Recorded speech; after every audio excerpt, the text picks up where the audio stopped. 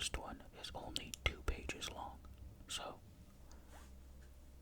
in my opinion, that wouldn't make for a very good video. So, I'm going to be reading two, and one of them wasn't originally written in English, so it is translated in English in this book, but I'm actually going to be reading a different translation of it that I found, because this isn't a story that I've read before, but I've heard of it and I recognized the name. And I just found it translated elsewhere and thought that it was translated better. Like, I think the grammar and language is slightly better than the version in my book, so I'm going to be reading that slightly different version. But I mean, I've skimmed through both. It's the same story, same characters and all that, so I don't think there's anything wrong with that. Just know that the second story I'm reading isn't exactly word for word what's in my book. I did find a different version of it, but that's to come later. First we have Christmas Meeting by Rosemary Timperley.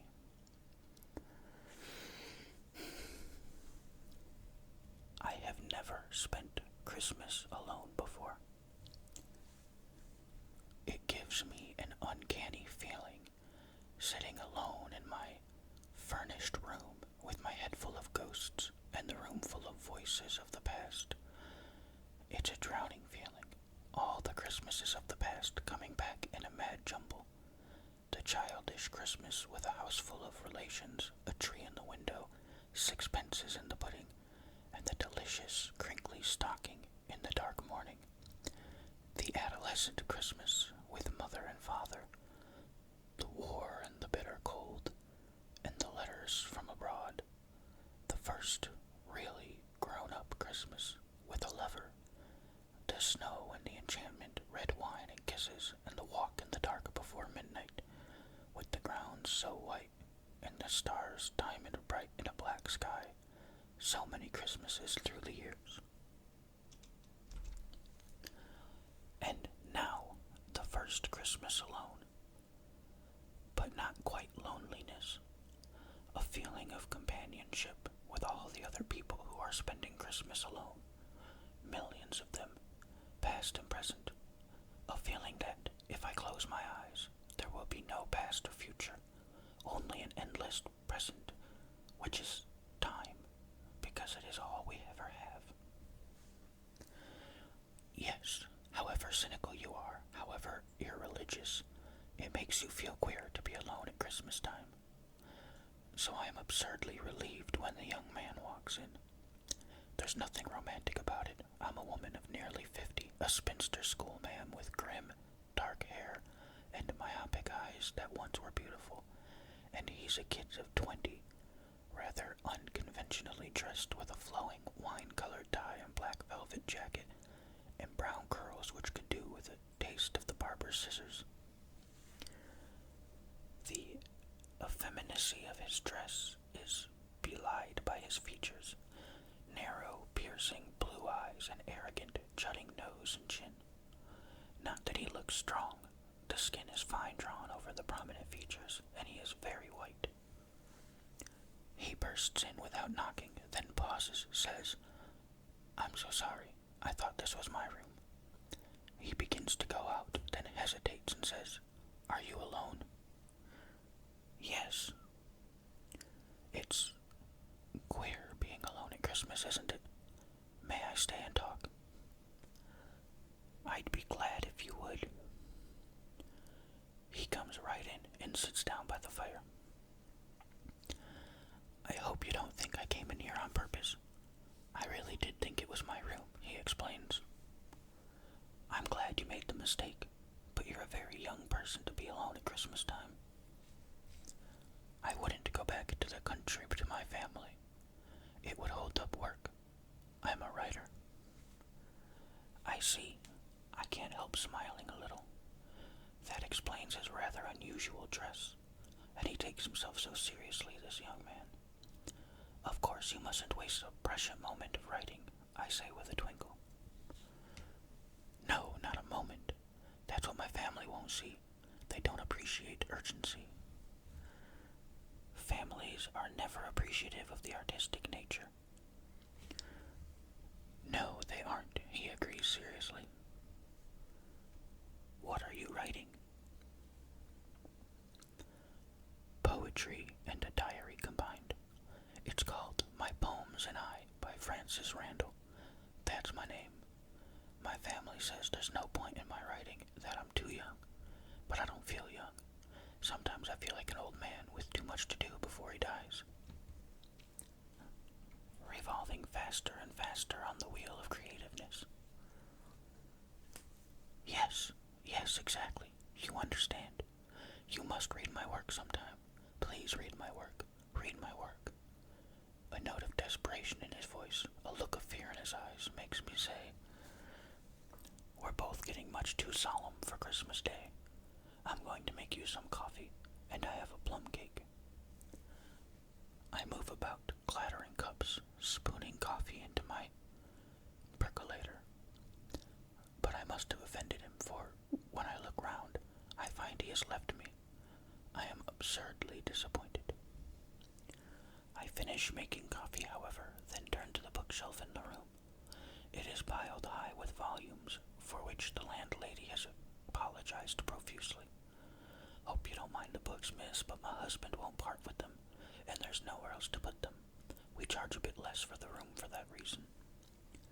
I don't mind, I said. Books are good friends. But these aren't very friendly-looking books. I take one at random, or does some strange fate guide my hand? Sipping my coffee, inhaling my cigarette smoke, I begin to read the battered little book, published, I see, in spring, 1852. It's mainly poetry, immature stuff but vivid. Then there's a kind of diary, more realistic, less affected. Out of curiosity, to see if there are any amusing comparisons, I turn to the entry for Christmas Day, 1851. I read, my first Christmas Day alone. I had rather an odd experience. When I went back to my lodgings after a walk, there was a middle-aged woman in my room. I thought at first I'd walked into the wrong room, but this was not so, and later, after a pleasant talk, she disappeared. I suppose she was a ghost, but I wasn't frightened. I liked her. But I do not feel well tonight. Not at all well. I have never felt ill at Christmas before. A publisher's note followed the last entry. Francis Randall died from a sudden heart attack on the night of Christmas Day, 1851. The woman mentioned in this final entry in his diary was the last person to see him alive. In spite of requests for her to come forward, she never did so. Her identity remains a mystery. Alright, that was Christmas Meeting.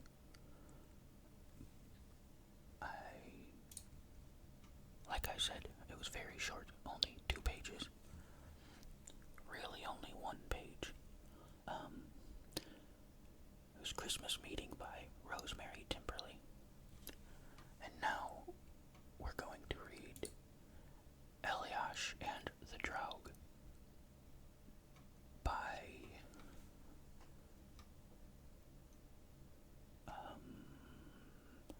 Jonas Lee, or maybe Jonas Lai. I'm not sure on the pronunciation. But like I said, this is a different illustration. Translation. So this version is called The Fisherman and the Draug instead of Eliash and the Draug.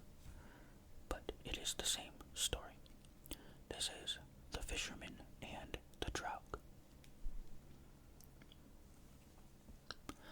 On Kvalholm, down in Helgeland, dwelt a poor fisherman, Eliash by name, with his wife Karen, who had been in service at the parson's over at Alstad. They had built them a hut here, and he used to go out fishing by the day about the Lofoten's.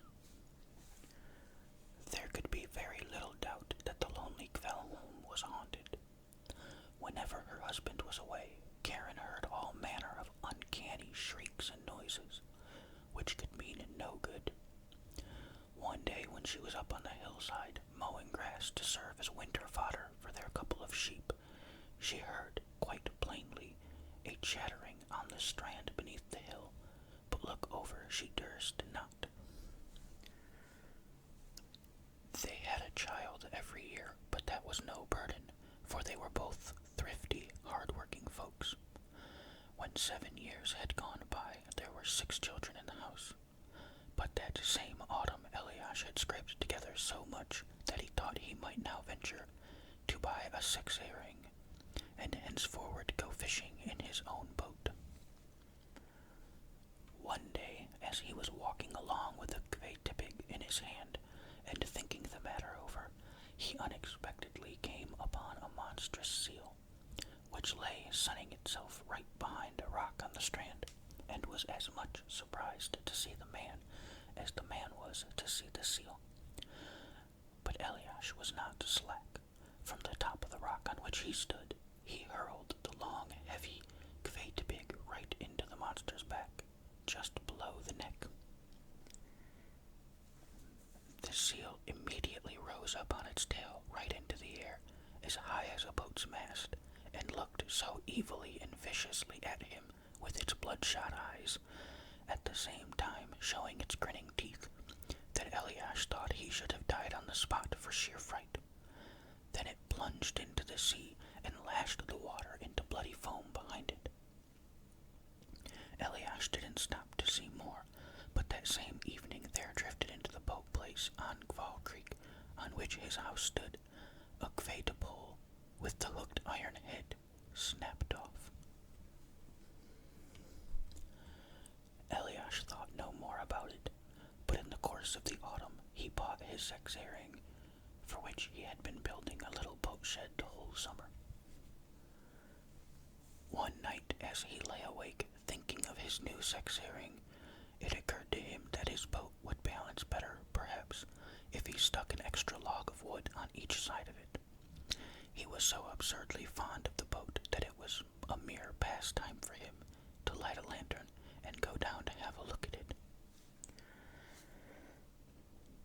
Now, as he stood looking at it there by the light of the lantern, he suddenly caught a glimpse in the corner opposite, on a coil of nets, of a face which exactly resembled the seal's.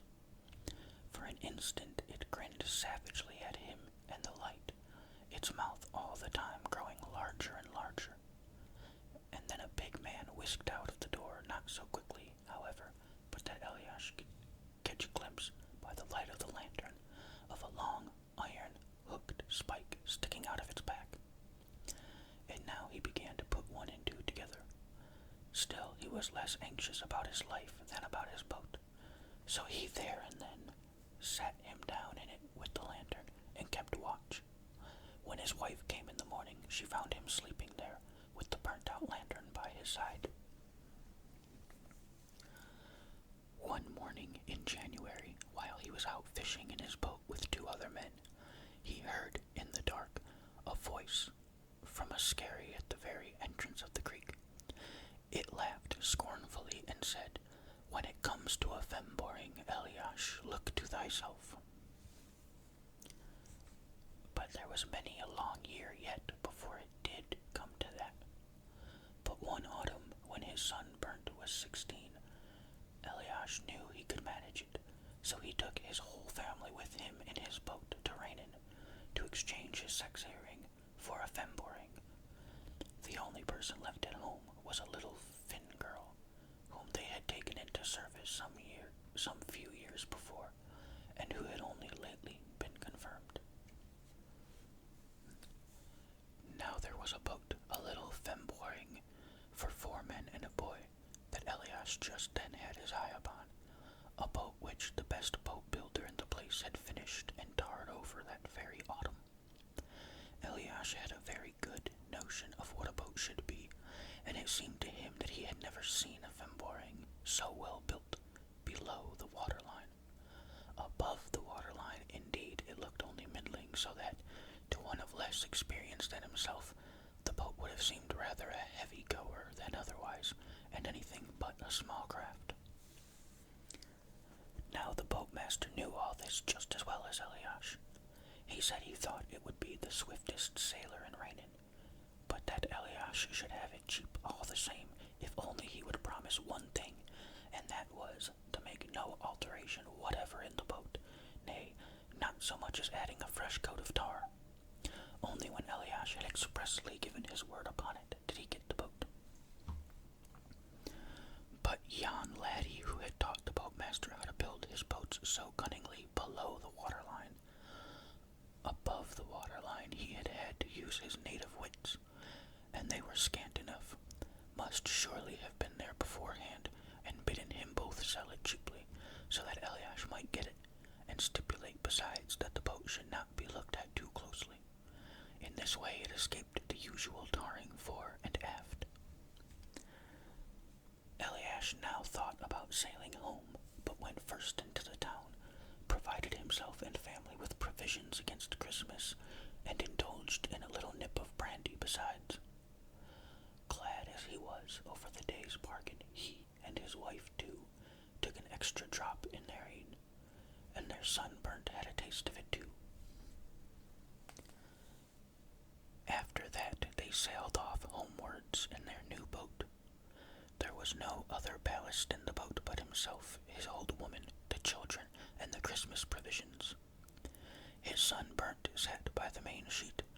His wife, helped by her next eldest son, held the sail ropes. Eliash himself sat at the rudder, while the two younger brothers of 12 and 14 were to take it in turns to bail out. They had 8 miles of sea to sail over, and when they got into the open, it was plain that the boat would be tested pretty stiffly on its first voyage. A gale was gradually blowing up, and the crests of foam began to break upon the heavy sea. And now Eliash saw what sort of a boat he really had. She skipped over the waves like a sea mew. Not so much as a splash came into the boat, and he therefore calculated that he would have no need to take in all his clews against the wind, which an ordinary femboring would have been forced to do in such weather. Out on the sea, not very far away from him, he saw another femboring with a full crew and 4 clews in the sail, just like his own. It lay on the same course, and he thought it rather odd that he had not noticed it before. It made as if it would race him, and when Eliash perceived that, he could not for the life of him help letting out a clue again. And now he went racing along like a dart, past capes and islands and rocks, till it seemed to Eliash as if he had never had such a splendid sail before. Now, too, the boat showed itself what it really was, the best boat in Rainin. The weather, meantime, had become worse, and they had already got a couple of dangerous seas right upon them. They broke in over the main sheet in the forepart of the boat, where Burnt sat, and sailed out again to leeward near the stern. Since the gloom had deepened, the other boat had kept almost alongside, and they were now so close together that they could easily have pitched the bailing can from one to the other. So they raced on, side by side, in constantly stiffer seas, till nightfall and beyond it. The 4th clue ought not to have been taken in again, but Eliash didn't want to give in, and thought he might bide a bit till they took it in the other boat also, which they needs must do soon. Ever and anon the brandy flask was brought out and passed around, for they had now both cold and wet to hold out against. The sea fire, which played on the dark billows near Eliash's own boat, shone with an odd vividness in the foam round the other boat, just as if a fire shovel was plowing up and turning over the water. In the bright phosphorescence he could plainly make out the rope ends on board her. He could also see distinctly the folks on board, with their sou'westers on their heads, but as their larboard side lay nearest, of course they all had their backs toward him, and were well nigh hidden by the high-heeling hull. Suddenly a tremendous roller burst Eliash had long caught a glimpse of its white crest through the darkness, right over the prow where Burnt sat. It filled the whole boat for a moment. The planks shook and trembled beneath the weight of it, and then, as the boat, which had lain half on her beam ends, righted herself and sped on again, it streamed off behind to leeward. While it was still upon them, he fancied he heard a hideous yell from the other boat, but when it was over, his wife, who sat by the shrouds, said, with a voice which pierced his very soul, "Good God, Eliash, the sea has carried off Martha and Niels, their two youngest children, the first 9, the second 7 years old, who had been sitting in the hold near Burnt." Eliash merely answered, "Don't let go the lines, Karen, or you'll lose yet more." They had now to take in the fourth clue, and when this was done, Eliash found that it would be well to take in the fifth and last clue too, for the gale was ever on the increase. But on the other hand, in order to keep the boat free of the constantly heavier seas, he dare not lessen the sail a bit more than he was absolutely obliged to do. But they found that the scrap of sail they could carry gradually grew less and less. The sea seethed so that it drove right into their faces, and Burnt and his next eldest brother, Anthony, who had hitherto helped his mother with the sail lines, had at last to hold in the yards, an expedient one only resorts to when the boat cannot bear even the last clue. Here the fifth. The companion boat, which had disappeared in the meantime, now suddenly ducked up alongside again, with precisely the same amount of sail as Eliash's boat, but he now began to feel that he didn't quite like the look of the crew on board there. The two who stood and held in the yards, he caught a glimpse of their pale faces beneath their sou'westers, seemed to him, by the odd light of the shining foam, more like corpses than men, nor did they speak a single word. A little way off to larboard, he again caught sight of the high white back of a fresh roller coming through the dark, and he got ready betimes to receive it. The boat was laid to with its prow turned aslant towards the onrushing wave, while the sail was made as large as possible, so as to get up speed enough to cleave the heavy sea and sail out of it again. In rushed the roller with a roar like a fosse. Again, for an instant, they lay on their beam ends, but when it was over, the wife no longer sat by the sail ropes, nor did Anthony stand there any longer holding the yards. They had both gone overboard. This time also Eliash fancied he heard the same hideous yell in the air, but in the midst of it he plainly heard his wife anxiously calling him by name. All that he said when he grasped the fact that she was washed overboard was, "In Jesus' name." His first and dearest wish was to follow after her, but he felt at the same time that it became him to save the rest of the freight he had on board, that is to say, Burnt and his other two sons, one 12, the other 14 years old, who had been bailing out for a time, but had afterwards taken their places in the stern behind him. Burnt had now to look to the yards all alone, and the other two helped as best they could.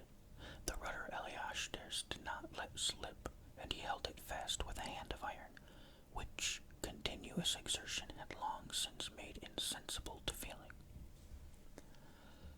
A moment afterwards the comrade boat ducked up again. It had vanished for an instant as before. Now, too, he saw more of the heavy man who sat in the stern there in the same place as himself. Out of his back, just below his sou'wester, as he turned round it showed quite plainly, projected an iron spike 6 inches long, which Eliash had no difficulty in recognizing again. And now, as he calmly thought it all over, he was quite clear about two things. One was that it was the Draug itself, which was steering its half-boat close beside him and leading him to destruction. The other was that it was written in heaven that he was to sail his last course that night, for he who sees the Draug on the sea is a doomed man. He said nothing to the others, lest they should lose heart, but in secret he commended his soul to God. During the last hour or so, he had been forced out of his proper course by the storm. The air also had become dense with snow, and Eliash knew that he must wait till dawn before land could be sighted. Meanwhile, he sailed along much the same as before. Now and then the boys in the stern complained that they were freezing, but in the plight they were now in, that couldn't be helped, and besides, Eliash had something else to think about. A terrible longing for vengeance had come over him, and, but for the necessity of saving the lives of his 3 lads, he would have tried by a sudden turn to sink the accursed boat which kept alongside of him the whole time, as if to mock him. He now understood its evil errand only too well. If the Kveite pig could reach the Draug before, a knife or a gaff might surely do the same thing now, and he felt that he would gladly have given his life for one good grip of the being who had so mercilessly torn from him his dearest in this world, and would fain have still more. At 3 or 4 o'clock in the morning, they saw coming upon them through the darkness a breaker of such a height that at first Eliash thought they must be quite close ashore near the surf swell. Nevertheless, he soon recognized it for what it really was, a huge billow. Then it seemed to him as if there was a laugh over in the other boat, and something said, "There goes thy boat, Eliash." He, foreseeing the calamity, now cried aloud in Jesus' name, and then bade his sons hold on with all their might to the withy bands by the rowlocks when the boat went under, and not let go till it was above the water again. He made the elder of them go forward to Burnt, and himself held the youngest close by his side, stroked him once or twice furtively down the cheeks, and made sure that he had a good grip. The boat, literally buried beneath the foaming roller, was lifted gradually up by the bows and then went under.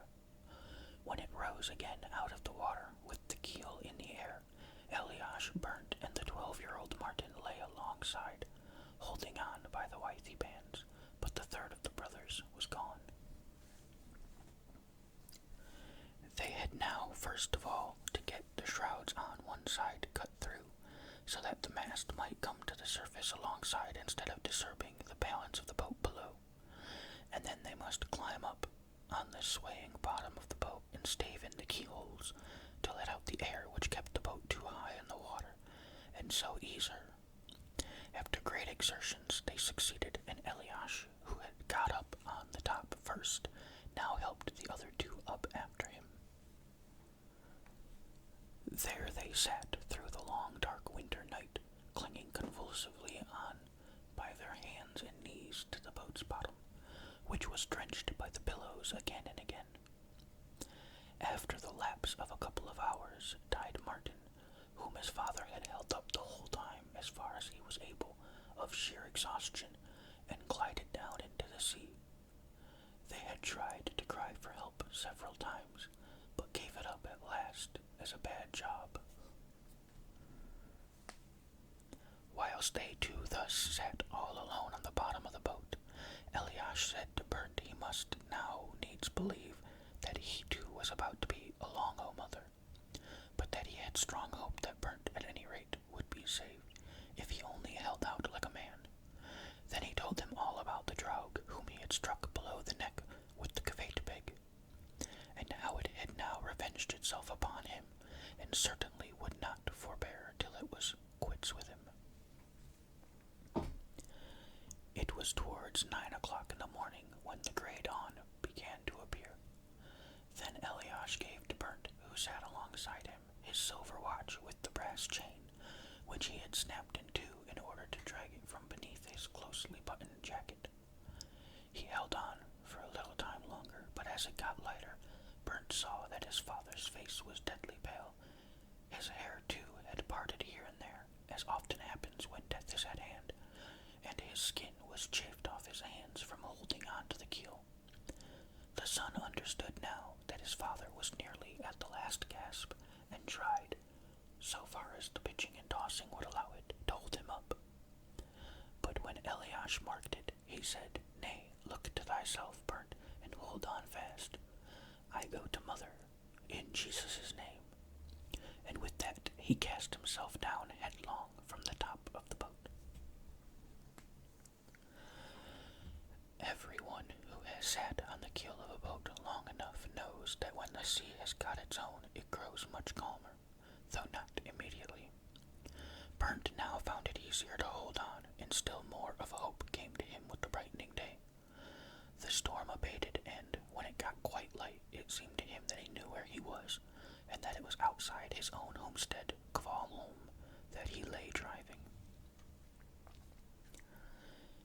He now began again to cry for help, but his chief hope was in a current which he knew bore landwards, at a place where a headland broke in upon the surge, and there the water was calmer, and he did in fact drive closer and closer in, and came at last so near to one of the rocks that the mast, which was floating by the side of the boat all the time, surged up and down in the swell against the sloping cliff. Stiff as he now was in all his limbs from sitting and holding on, he nevertheless succeeded, after a great effort, in clambering up the cliff, where he hauled the mast ashore, and made the femboring fast. The Finn girl, who was alone in the house, had been thinking for the last 2 hours that she had heard cries for help from time to time, and as they kept on, she mounted the hill to see what it was. There she saw Burnt up on the cliff, and the overturned femboring bobbing up and down against it. She immediately dashed down to the boat place, got out the old rowing boat, and rowed along the shore and around the island right out to him. Burnt lay sick under her care the whole winter through, and didn't go a-fishing all that year. Ever after this, too, it seemed to folks as if the lad were a little bit daft. On the open sea he never would go again, for he had got the sea scare. He wedded the Finn girl and moved over to Malang, where he got him a clearing in the forest, and he lives there now, and is doing well, they say.